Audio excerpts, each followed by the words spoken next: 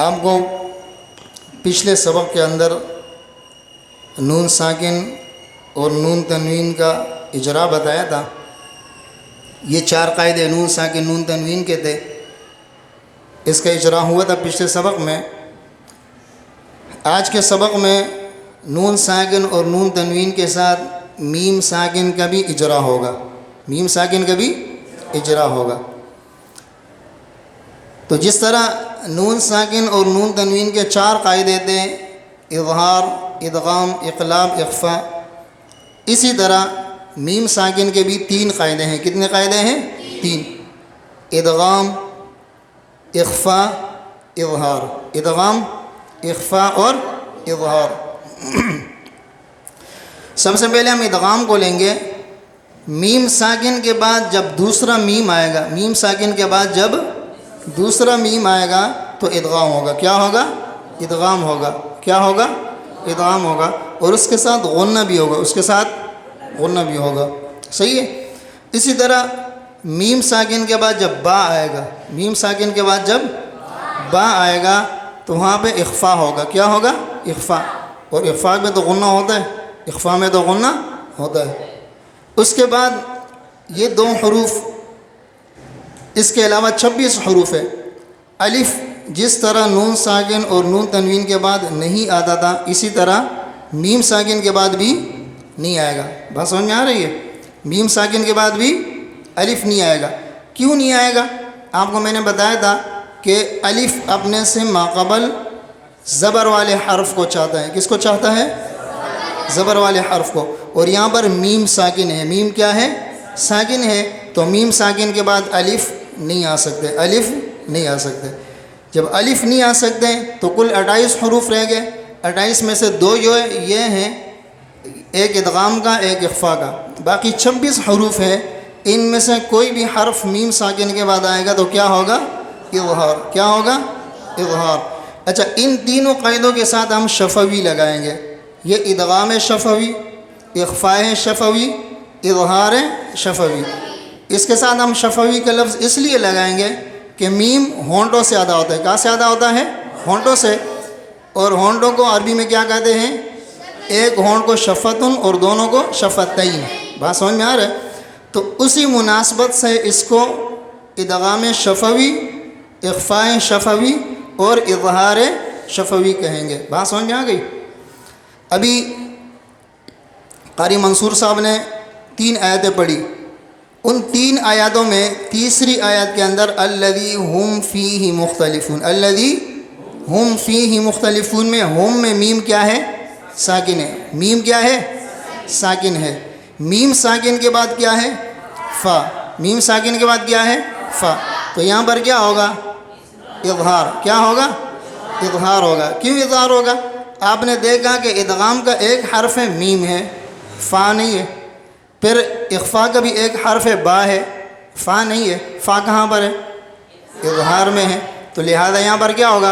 اظہار۔ اور اس اظہار کو کیا کہیں گے؟ اظہار شفوی۔ بات سمجھ میں آ رہی ہے؟ آگے بڑھیں۔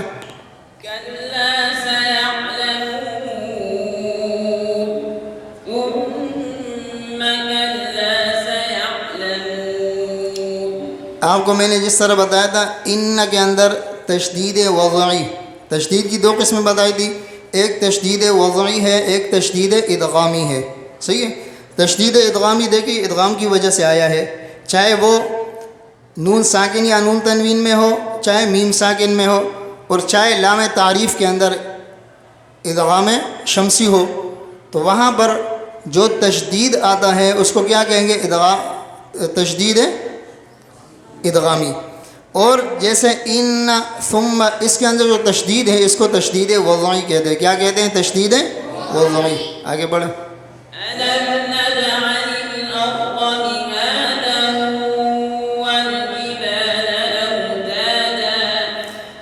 الم نجعل الارض، الم نجعل الارض، یہاں پر میم کیا ہے؟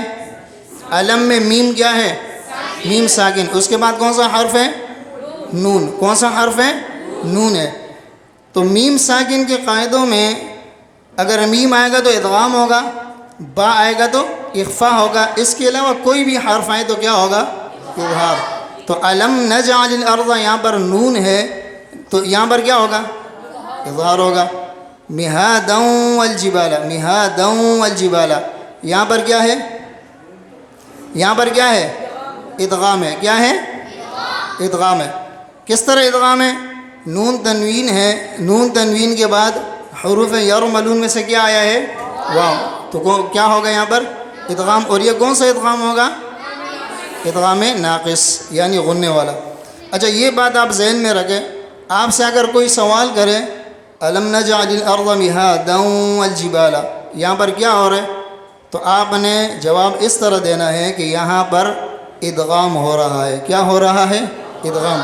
پھر آپ سے سوال کرے بھائی ادغام کس طرح ہے، تو آپ نے بتانا ہے کہ یہاں پر نون تنوین ہے، نون تنوین کے بعد حروف ادغام میں سے واو آیا ہے، حروف ادغام میں سے واو آیا ہے، لہذا یہاں پر ادغام ہوگا اور یہ ادغام غننے والا ہوگا یعنی ادغام ناقص ہوگا. بات سمجھ میں آ رہی ہے؟ آگے پڑھو. وَخَلَقْنَاكُمْ أَزْوَاجًا، کم ازواجا، یہاں پر کیا ہے؟ میم ساکن. کیا ہے؟ میم ساکن. میم ساکن کے بعد کون سا حرف ہے؟ حمزہ. حمزہ آپ نے دیکھا ان تین قاعدوں میں کہاں پر پائے جا رہے ہیں؟ اظہار میں. کہاں پر پائے جا رہے ہیں؟ تو یہاں پر کیا ہوگا؟ اظہار. اور اس اظہار کو کیا کہیں گے؟ اظہار شفوی.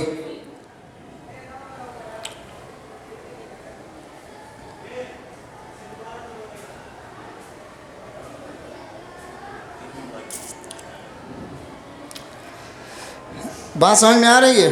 کیا ہوگا یہاں پر؟ اظہار شفوی ہوگا. بات سمجھ میں آ گئی؟ آگے پڑھو.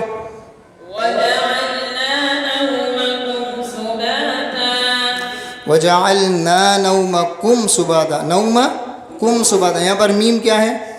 ساکن. میم ساکن ہے. میم ساکن کے بعد کون سا حرف ہے؟ سین. سین ان تین قاعدوں میں سے کہاں پر پائے جا رہے ہیں؟ اظہار میں. تو یہاں پر کیا ہوگا؟ اور اس اظہار کو کیا کہیں گے؟ آگے پڑھو.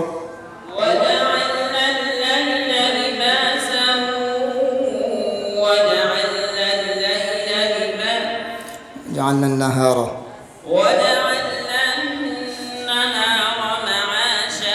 وجعلنا الليل لباسا وجعلنا الليل لباسا، یہ بھی اسی طرح کیا ہے؟ ادغام ناقص ہے. آگے پڑھو.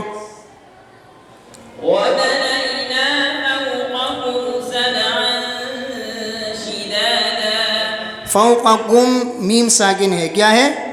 میم ساکن کے بعد کون سا حرف ہے؟ یہاں پر کیا ہوگا؟ اظہار. اس اظہار کو کیا کہیں گے؟ سبعا شدادا. سبعا شدادا. نون تنوین ہے، نون تنوین کے بعد شین ہے.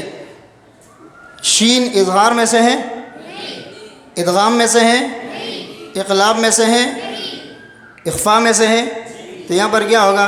اخفاء. بات سمجھ میں آ رہی ہے؟ آگے پڑھو.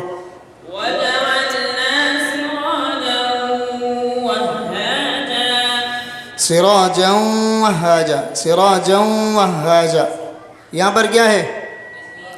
نون تنوین کے بعد واو ہے. نون تنوین کے بعد کیا ہے؟ حروف ادغام میں سے کیا آیا ہے؟ واو آیا ہے. تو یہاں پر کیا ہوگا؟ ادغام ہوگا. اور یہ کون سا ادغام ہے؟ ادغام ناقص یعنی ادغام غننے والا. صحیح ہے؟ اتنا سبق کافی ہے.